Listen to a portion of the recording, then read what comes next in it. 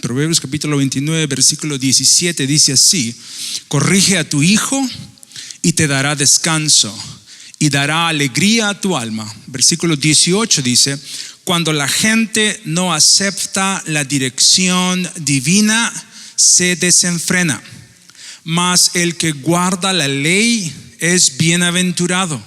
Versículo 19 dice: el siervo no se corrige con palabras, porque entiende, mas no hace caso. Quiero hablarte en esta noche de la importancia que es que caminemos en revelación. Diga conmigo: revelación. Nosotros, al caminar con Dios, tenemos que entender, viene el momento en nuestras vidas cuando tenemos que tomar una decisión muy importante, y la mayoría de gente no la toma porque ni la piensa, ni la considera, ni le importa.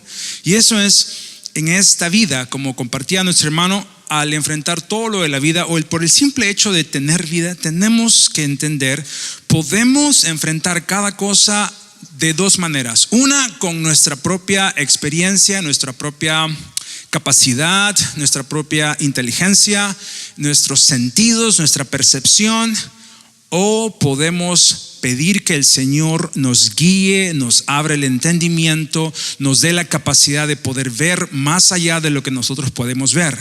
Y eso tiene que ver con revelación. La palabra revelación tiene que ver con un entendimiento que es de alguna manera descubierto a uno que uno no puede ver. Es como cuando a un ciego se le abren los ojos y puede ver algo que no podía ver hasta ese momento. Ahora, esa palabra donde dice en el versículo 18 que dice cuando la gente no acepta la dirección divina, hay otra traducción que dice cuando la gente no tiene visión, dice se desenfrena. Otra traducción dice cuando la gente no tiene profecía, dice la gente se desenfrena, que quiere decir no tiene modo de poder caminar correctamente. Las tres palabras encierran lo mismo, que es cuando no tenemos dirección de parte de Dios en cada cosa que hacemos, hay un peligro que cometamos errores en esta vida.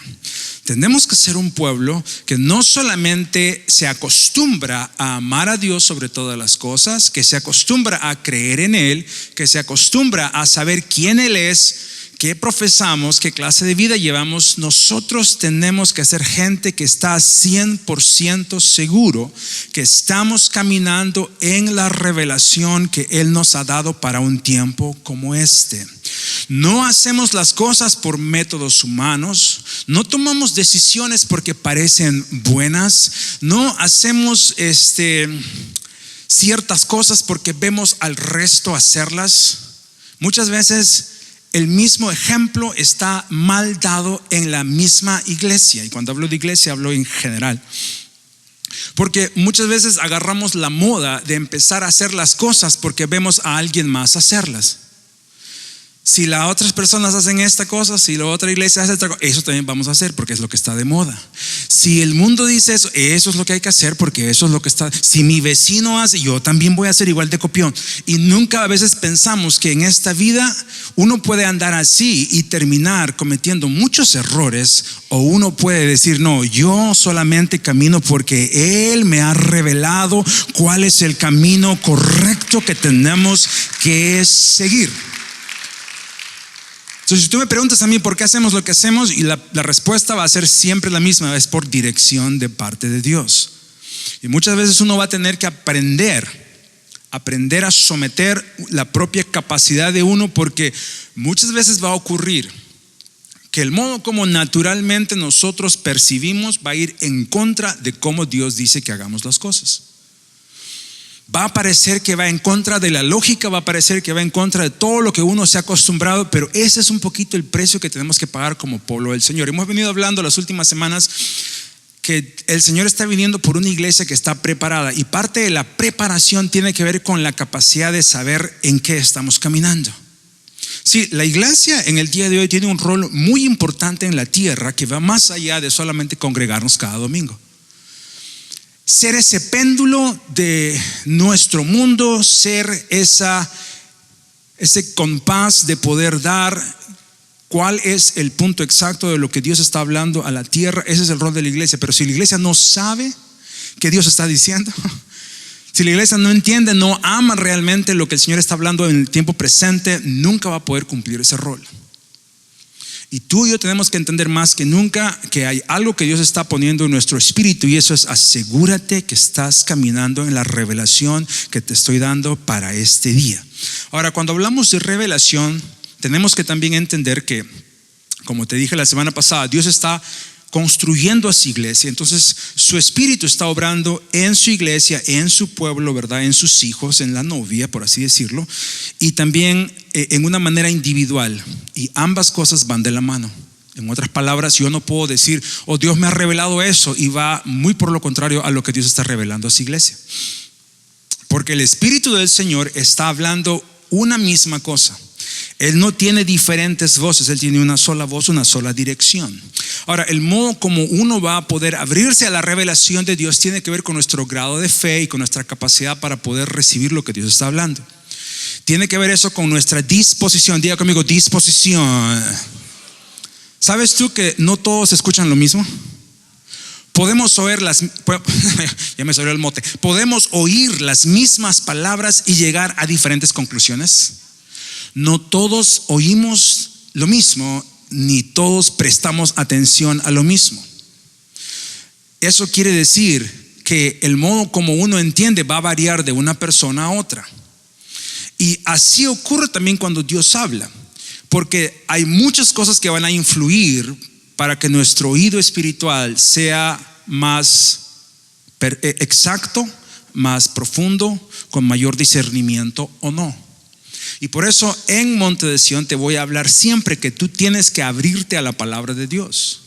Porque ahora hay una onda en el mundo que siempre queremos analizar las cosas de Dios por cómo sentimos, o por nuestros impulsos, por nuestros sentidos. Y tenemos que tener mucho cuidado con eso, porque el Señor nos ha dado su espíritu para que su espíritu nos guíe a toda verdad. Ese espíritu no habla por su cuenta, dice el libro de Juan, habla lo que Dios dice, y eso lo podemos ver en la palabra de Dios. Diga conmigo: la palabra de Dios. Entonces tenemos que ser gente que entiende, ese es el testimonio. Tenemos al Espíritu de Dios en nuestro corazón hablándonos, no por su cuenta, sino lo que Dios dice que está en su palabra. Entonces, al establecerse ese testimonio, ahora es responsabilidad del individuo que empiece a entender lo que Dios está diciendo. Entonces, ¿por qué a veces llegamos a diferentes conclusiones? Muchas veces porque ese es donde está algo fallando. A veces es falta de palabra, a veces es falta de conocimiento de la palabra, a veces es falta de entender o de poder estar acostumbrado a oír la voz del Espíritu Santo en nuestras vidas. O a veces simplemente no estamos todavía rendidos a oír la voz de Dios, porque la verdad es, muchas veces no nos gusta, no nos interesa, o a veces va en contra de nuestra propia comodidad lo que Dios está hablando. ¿Cuántos entienden lo que les estoy diciendo? A veces el Señor va a decir cosas que nos va a desafiar en nuestra comodidad carnal, humana, y muchos no van a querer oír eso, se van a hacer del oído gordo. Pero en este día yo te animo a decir: Señor, yo quiero poner mi vida en orden como parte de tu iglesia, que nos has llamado a ser esa iglesia ataviada, y queremos abrirnos a la revelación de lo que estás hablándonos en este día. Diga conmigo: en este día. Tú tienes que saber que Dios está hablando una palabra nueva, fresca, relevante para un tiempo como este, y tenemos que abrirnos porque Él está rompiendo mentalidades del día viejo. Es un día nuevo, dice el Señor, y tenemos que abrirnos a todo lo que el Señor quiere hacer en nuestras vidas. Amén. Es muy importante eso. La otra cosa que quiero que notes en esta escritura es que dice ahí: corrige a tu hijo. ¿Y qué más dice ahí? Y te dará descanso. ¿Quién? El hecho de corregir a tu hijo. ¿Cuántos padres saben de que si tú no corriges a tus hijos, tarde o temprano te van a traer dolores de cabeza? Eso es lo que pasa en nuestro mundo el día de hoy. La gente cree que es mucho más sabia que Dios. Entonces han querido suplantar la corrección. Ya no queremos hablar de corrección, de disciplina, porque pensamos que eso es algo que no sirve. Ahora, disciplina estoy hablando en general. El concepto es el mismo.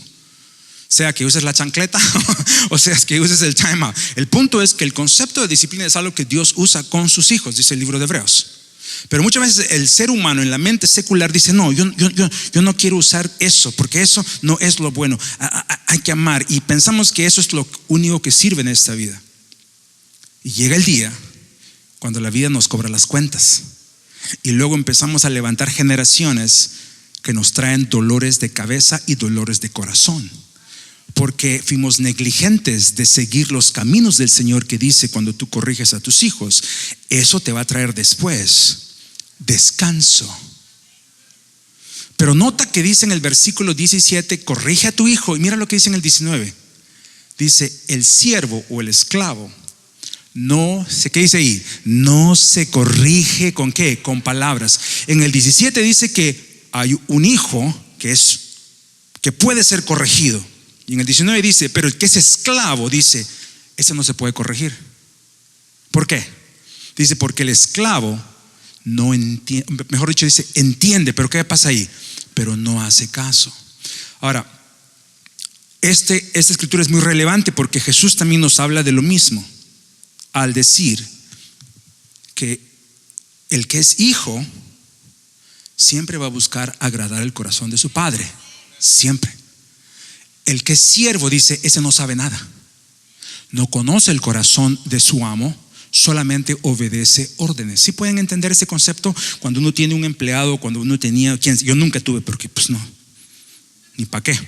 Pero el que tiene empleado, el que tiene empleado, o mucho antes el que tenía siervo o esclavo, sabía que podía dar órdenes, y el esclavo, el empleado, el siervo, que sea, hacía lo que se le decía, sea por paga, o sea, pues en muchos tiempos, a veces simplemente por ley. El esclavo dependía de alguien más, y si le decían, pues prepárame la comida, tenía que preparar la comida a las 2 de la madrugada, si es posible.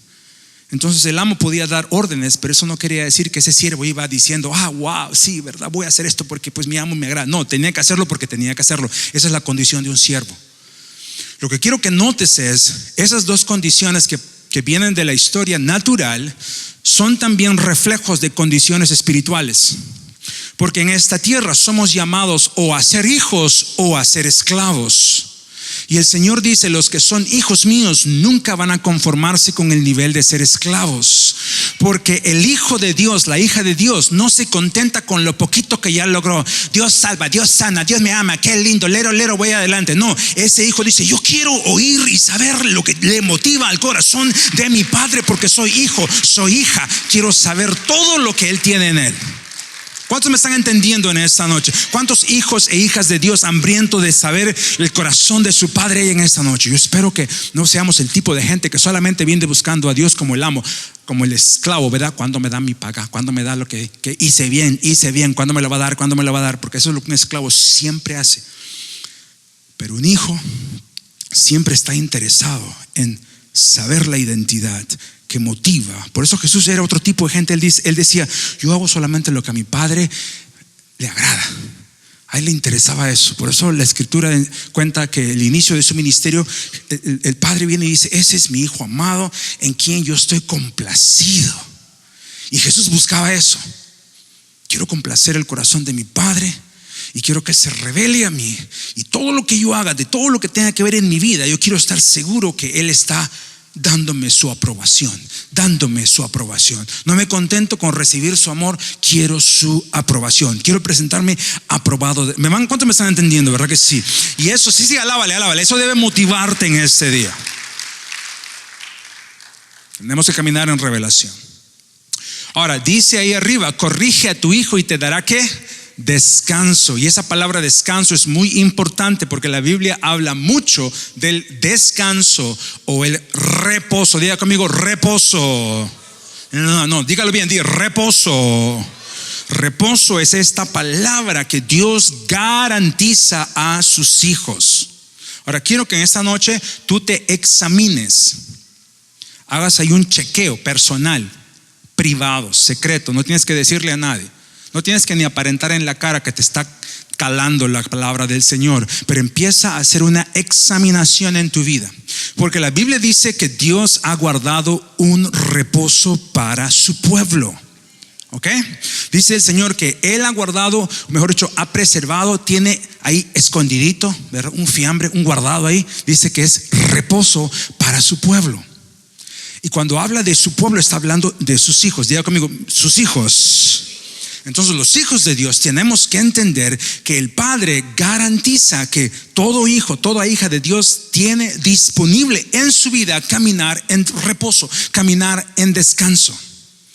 Y eso significa, como decía nuestro hermano, que en esta vida no le corremos a los desafíos de la vida, pero vencemos del modo como Dios ha diseñado que venzamos cada cosa en nuestras vidas. Y eso es con el descanso y la paz y el reposo dado por Dios. Pero ese concepto de reposo y descanso no es una cuestión mental. No es algo que uno puede pedir en oración. El descanso que Dios da tiene que ver con revelación. Diga conmigo, revelación. Porque tú puedes ir a orar, Señor, dame ese reposo, y orar como un esclavo y nunca recibir nada. El reposo que Dios nos da viene de esa realización, de ese momento donde tú entras en entendimiento, donde te das cuenta que tu vida, tu existencia no está diseñada nada más que por la mano de tu Padre Celestial, desde el inicio de los tiempos hasta el fin de los tiempos. ¿Ok? Sí, vale. Esa verdad, si no es real en tu vida, tú nunca vas a poder vivir la vida en reposo, porque siempre va a haber un área donde tú vas a enfrentarte a la inseguridad de que las cosas se te escapan de las manos, que hay cosas que no entiendes, que hay cosas que vinieron y de pronto son más de lo que te imaginaste. Y ahí es donde uno empieza a delatarse y darse cuenta, wow, yo puedo creer mucho en Dios, pero no camino en el reposo que Él ha diseñado para mi vida. Ahora, cuando la gente habla de descanso, de reposo, lo que muchas veces trata de hacer es eliminar todo tipo de problemas. Entonces se hacen de ambientes donde no hay conflictos. Se hacen de ambientes donde no hay desafíos. Entonces, cuando se piensa incluso en términos de iglesia, de ministerio, vamos a hacer las cosas donde no les molestamos a nadie o no les caemos mal a nadie, no decimos nada que de pronto son un poquito así controversiales, que no demandan mucho, no vamos a poner mucha carga, hay que hablar las cosas como de chiquitines, porque pues no, para no quedar mal con nadie, para que nadie se sienta left out. Y tratamos de hacernos de un mundito donde todas las cosas son como color de rosa, donde todas las cosas son así bonitas, como el cuento que dice: y comieron perdices y fueron felices el resto de sus vidas, ¿verdad? ¿Y cuántos entienden que Jesús mismo dijo: en este mundo tendréis que aflicción? Diga conmigo, aflicción. Pero tú y yo no nos quedamos con la aflicción, ¿verdad que sí? Sabemos que Él dijo: pero confiad, porque yo he vencido al mundo.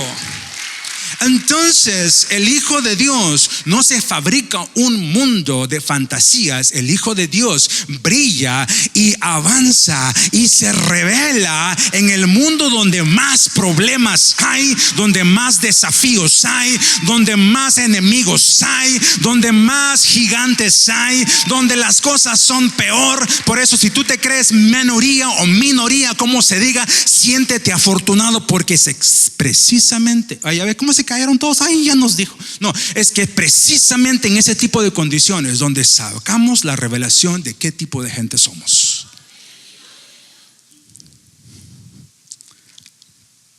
Mira lo que dice en Apocalipsis. Aquí está, lea conmigo. ¿Qué dice aquí? Lea Apocalipsis 14, versículo 12. Dice: aquí está, ¿qué cosa? La paciencia de los santos. Párame un ratito. Ojo con tu dedo para poner la escritura de nuevo atrás, porque ahorita regreso. En el día de hoy nos encanta oír de breakthrough, victoria, conquista. Yo decreto, mi ángel, la cuarta, triple, quinta, octava dimensión de unción. Y esos términos marqueteros que, ay, mira, vamos a esa conferencia de la triple quinta unción. Wow, vamos a ir, no sabemos qué es, pero vamos. No te digo que cuando nosotros no tenemos el testimonio del Espíritu y la palabra bien fundada en nuestra vida como cristianos, terminamos caminando en cosas que no tienen nada que ver con la voluntad del Padre. Pero cuando tú te vas a la palabra del Señor y realmente te sumerges en la palabra, te vas a dar cuenta de una cosa muy importante, y eso es que se habla mucho de lo que produce paciencia en los santos del Señor. Dios engendra hijos y hijas, no con mentes infantiles, sino con mentes muy, muy precisas para entender las cosas en las que estamos involucrados en este mundo. Y por eso es necesario que seamos gente que desarrolla y que tiene como fruto muy importante en la vida de uno paciencia. Diga conmigo paciencia. La Escritura dice que la paciencia está relacionada con la prueba. Diga conmigo la prueba, los problemas, la tribulación, las lloradas, las cosas, ¿verdad? Eso dice, es muy importante, dice, que tengas paciencia, dice, pero son los problemas que te van a ayudar a tener paciencia. Dice aquí está la paciencia de los santos. Dice, aquí se revela la paciencia de los santos. Dice, los que guardan los mandamientos de Dios y qué más, y la fe de Jesús. Dice, oí una voz que desde el cielo me decía, escribe, ¿qué dice ahí? Bienaventurado de aquí en adelante, ¿quiénes? Los muertos que mueren ¿en quién? En el Señor. ¿Qué dice ahí más adelante? Sí, dice el Espíritu, lea, descansarán ¿de qué? De sus trabajos. ¿Por qué? Porque sus obras con ellos siguen. ¿Qué quiere decir todo eso? Pareciese que está hablando de los que murieron ya y no están con nosotros, ¿verdad? Pero yo te quiero hacer recordar, hay una escritura que dice que cuando caminamos en el Espíritu de Dios, ¿qué es lo que ocurre como resultado de caminar en el Espíritu de Dios? ¿Alguien sabe? ¿Qué? ¿Muere quién? ¿Muere qué? ¿Saben esa palabra? Digan conmigo, la carne. La Biblia habla en comparaciones, ¿ok? Vas a encontrar términos como el Espíritu, la carne, ¿verdad? Lo natural, lo espiritual, el cielo, la tierra. Hay ese tipo de contrastes. Bueno, la Escritura dice que cuando nosotros caminamos en el Espíritu, que precisamente quiere decir rendirnos a caminar de acuerdo a la voluntad de Dios, lo que va a ocurrir es un sufrimiento que tú tienes que tratar en tu vida. Y eso es que tu carne, cuando hablo de tu carne, hablo de tu preferencia, tu deseo, tu voluntad tiene que morir. Porque uno no puede andar sirviendo a dos señores. O le sirves a Dios o te sirves a ti mismo, ¿verdad que sí? ¿Cuántos entienden lo que te estoy diciendo? No puedes servirte a ti y luego servir a Dios. No ocurre, porque alguien va a jalar más que el otro. Y cuando uno dice, Señor, yo quiero servirte y rendirme a ti, tú de hecho vas a tener que preferirte menos. Eso se llama morir. Entonces, cuando la Escritura dice aquí, bienaventurados de aquí en adelante los muertos que mueren en el Señor, que está diciendo, pues cuando uno muere, vida viene por otro lado, ¿verdad? Porque dice, uno es muerto en la carne, pero uno es vivo para Cristo, dice la Escritura. Entonces dice, cuando tú estás caminando en esa condición, si tú estás muerto, tú ya no cuentas. Diga conmigo, yo ya no cuento. ¿A cuánto de ustedes les ha pasado que usted oye la voz de Dios, pero tu carne sigue viva y está tu carne ahí todo rechinchando y empiezan a molestarte y a decirte, oye, fíjate, pero no me parece, es que yo leí en una revista por ahí y estás ahí, dale vuelta, no sé, yo creo que voy a hacer las cosas, voy a ir a hablar con el pastor y decirle que no era cierto lo que le dije, que voy a rendirme al Señor? Y estamos ahí, luche hasta que tú tienes que tomar una decisión, decir que ¿a quién voy a oír y quién va a vivir? ¿Verdad que sí?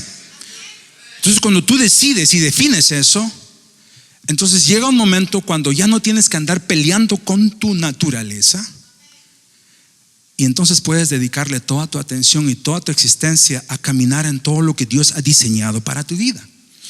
Y es ahí cuando uno camina en reposo, porque estás descansando, ya no estás arguyendo o peleando. Y hay mucha gente que camina toda su vida luchando así.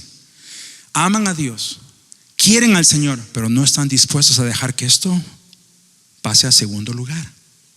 Todavía estamos ahí transando. Todavía estamos ahí, ¿cómo le hago? ¿Cómo le hago el trueque a Dios? ¿Cómo le hago el negocito al Señor para sacarlo de Dios, pero llevar también lo mío?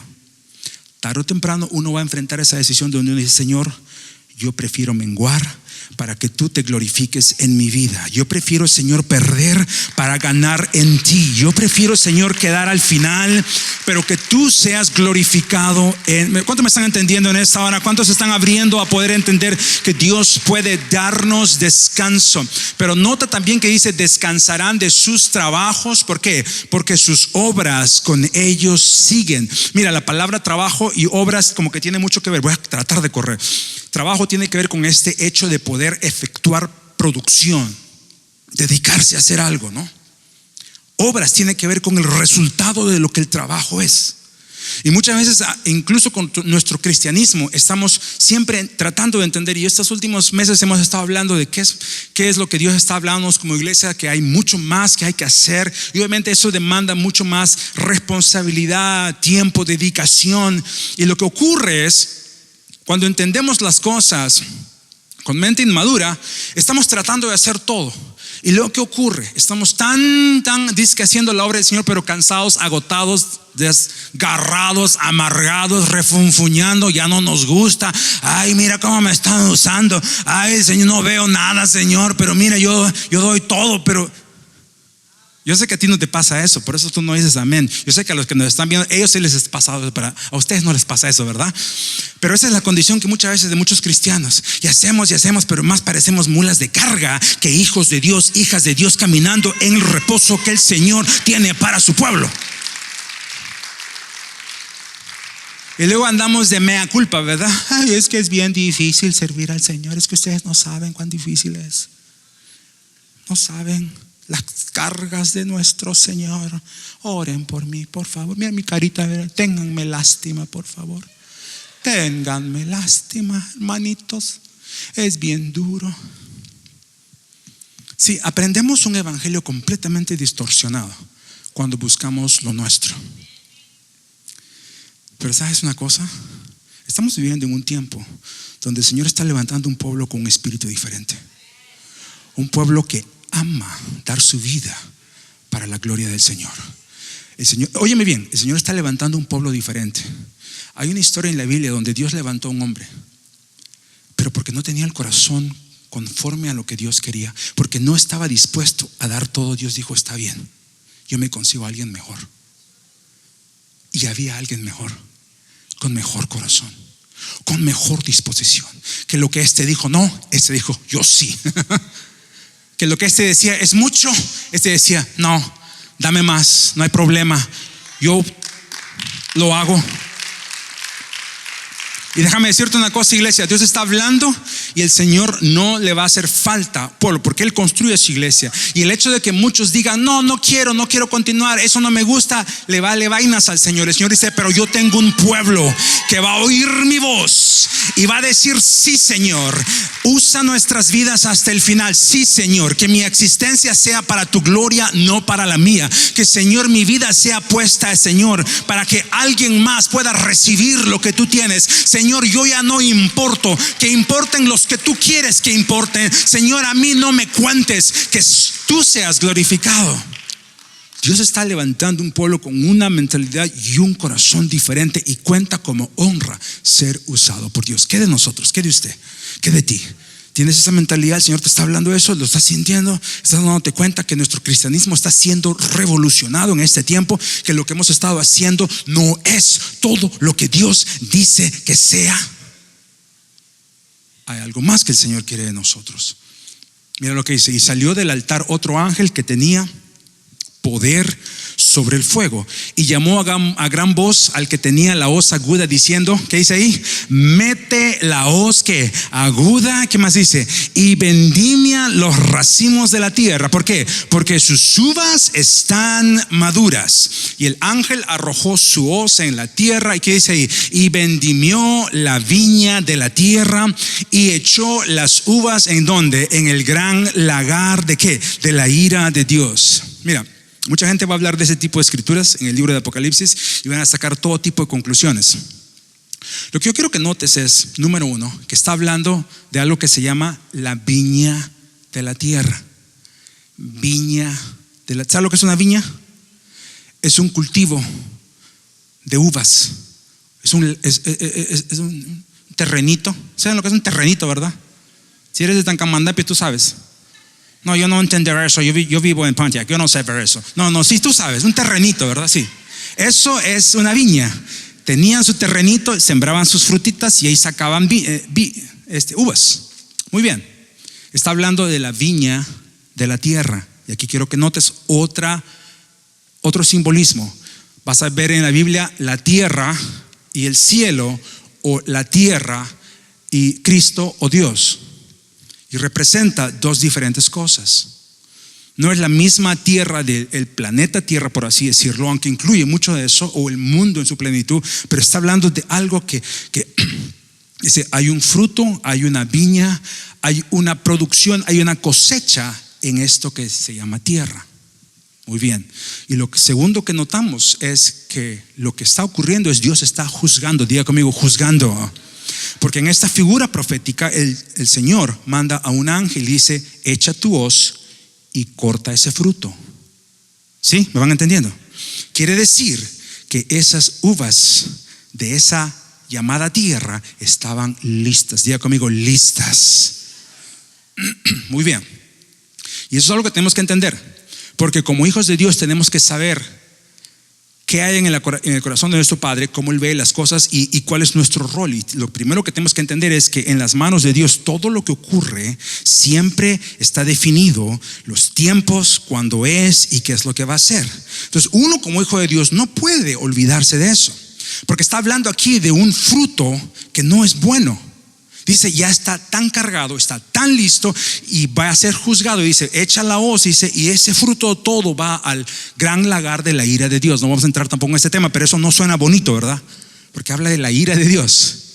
Pero lo que me dice ahí es que hay una simiente, hay un fruto que ocurre, que se está levantando en esta tierra, pero que tiene su punto final en los designios de nuestro Dios. Y tú y yo no podemos tomar eso como un punto de afrenta a nosotros, como un punto de preocupación, como un punto de miedo, de inseguridad. Mira el fruto del mundo, mira el fruto de la tierra, mira lo que está pasando. Porque tú tienes que saber, pero Dios tiene sus designios ya preparados, y cuando es el tiempo, el Señor puede juzgar y quitar cosas y hacer conforme a su voluntad lo que Él ha decidido. Y tú y yo tenemos que tener seguridad. Vivimos en un mundo bastante convulsionado y bastante decadente. Vivimos en un mundo donde yo estoy tan sorprendido de la cantidad de maldad, de suciedad, de inmoralidad que existe. Tú puedes prender tu televisor y ver ahí el Chavo, ¿verdad? Y te va a salir una suciedad, te va a salir una cochinada, te va a salir algo. Y es tan asombroso que vivimos en una realidad donde incluso la ética y los valores que existían antes ya no están. Vivimos en un tiempo donde las cosas están al revés y pareciera que esto no tiene fin. Y es verdad, cuando no hay revelación de Dios, sea dentro de la iglesia, fuera de la iglesia, la gente se desenfrena y siempre se va a destruir. Pero eso no es motivo para pararnos y decir, ay Señor, ya llévame de este mundo, porque tenemos que saber que Dios quiere reflejar su gloria en precisamente este mundo. No, si tú lo entiendes, deberías aplaudir con mucho más valor y ahínco, decir, es cierto, para un mundo como este Dios ha levantado un pueblo como este para hacer la diferencia. Ve, es bien chévere aplaudir dentro de las paredes de la iglesia, pero te digo una cosa, la gloria de Dios no se revela en este lugar, se revela en el mundo entero a través de sus hijos que entienden cuál es su voluntad. ¿Cuántos me están entendiendo? El Señor nos está impulsando a hacer eso. Muy bien. Mira lo que es el libro de Mateo para que entendamos un poquito la lógica de nuestro Dios. Dice, y Él les dijo, está hablándoles de una parábola donde dice, había un enemigo que le hizo una mañita, dice, al labrador de una tierrita, y le dijo, y el enemigo vino y le sembró unas cosas ahí que no debía haber sembrado. Entonces cuando se dieron cuenta que había esto es lo que les dice, un enemigo, dice, ha hecho eso, un enemigo. Y los siervos le dijeron, ¿quieres pues que vayamos y las arranquemos? Dice, porque ya vino a fregar el enemigo aquí lo que. Versículo 29, mira lo que dice.